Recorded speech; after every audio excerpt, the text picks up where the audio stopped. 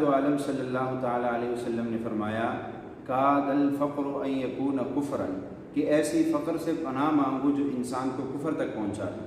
بعض دفعہ انسان کے اوپر حالات ایسے آنا شروع ہو جاتے ہیں کہ انسان جو ہے وہ اس کی وجہ سے بدعمالیوں میں مبتلا ہو جاتا ہے، حرام کی طرف چلا جاتا ہے، یا جس طرح ہمارے کئی نوجوان نسل وہ قادیانی بنتے جا رہے۔ کیوں؟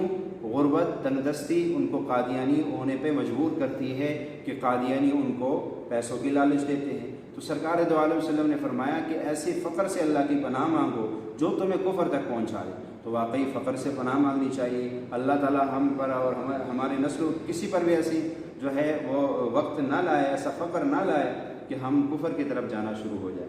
تو اس کے لیے روحانی اعمال بھی بتائے ہیں، اور ظاہری اعمال تو یہ انسان محنت کرے، تجارت کرے، کاروبار کرے، لیکن روحانی اعمال بھی ساتھ ساتھ کرے۔ تو روحانی اعمال کرنے سے یہ ہوگا کہ آپ جو بھی کام کر رہے ہیں، جو بھی کاروبار کر رہے ہیں، تو انشاءاللہ آپ کا اس کاروبار کے اندر مزید برکتیں آنا شروع ہو جائیں گی، اور آپ کا کاروبار مزید ترقی پہ جائے گا، اللہ آپ کو غنی کر دے گا۔ تو آج ویسے میرے ذہن میں ایک عمل آیا جو ہمارے یہ ابقری رسالہ ہے میرے مرشد کا، تو اس رسالے کے اندر یہ عمل لکھا ہوا تھا۔ میں نے سوچا چلو میں اس کو سارے لوگوں تک پہنچاؤ، تاکہ جتنے زیادہ لوگ اس کو پڑھیں گے سب کو تک اس کا فائدہ جو ہے پہنچے گا۔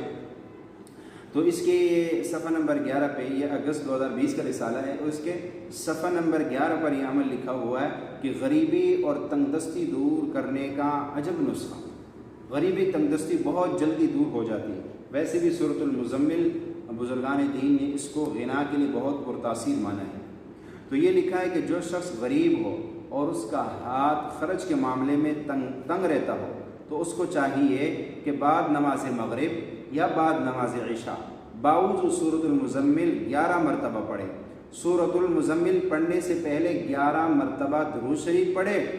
سورۃ المزمل پڑھتے وقت جب آپ اس کے اندر اس آیت پہ پہنچیں گے فاتخذہ وکیلا، اس پہ پہنچتے ہوئے آپ نے 25 مرتبہ کہنا ہے حسبنا اللہ ونعم الوکیل۔ اس آیت پہ پہنچ کے رک جانا ہے اور 25 مرتبہ یہ پڑھنا ہے حسبنا اللہ ونعم الوکیل، حسبنا اللہ ونعم الوکیل۔ 25 مرتبہ پڑھنے کے بعد اس جو ہے آگے صورت مکمل کر لے، تو اس عمل کے برکت سے گھر سے غربت اور تنگدستی کا خاتمہ ہوتا ہے اور روزی میں برکت پیدا ہوگی۔ پر شرط یہ ہے کہ عمل روزانہ بلا ناغہ کیا جائے۔ اگر ایک دن ناغہ ہو جائے تو اگلے دن اس کی قضا کر لی جائے، یعنی اگلے دن پھر 82 مرتبہ پڑھ لیا جائے۔ تو یہ عمل جو شخص اپنی زندگی میں اس کا معمول بنا لے گا، کبھی بھی وہ کسی کا محتاج نہیں ہوگا، کبھی بھی وہ تنگدست نہیں ہوگا، کبھی اس پہ فاقہ نہیں آئے گا۔ اللہ خزانہ غیب سے اس کی ضرورتیں پوری کریں گے۔ تو یہ بہت بہترین عمل ہے، آپ اس عمل کی قدر کیجئے اور اس عمل کو خود بھی کرے اور دوسرے لوگوں تک پہنچائے۔ اللہ ہم سب کو عمل کی توفیق عطا فرمائے۔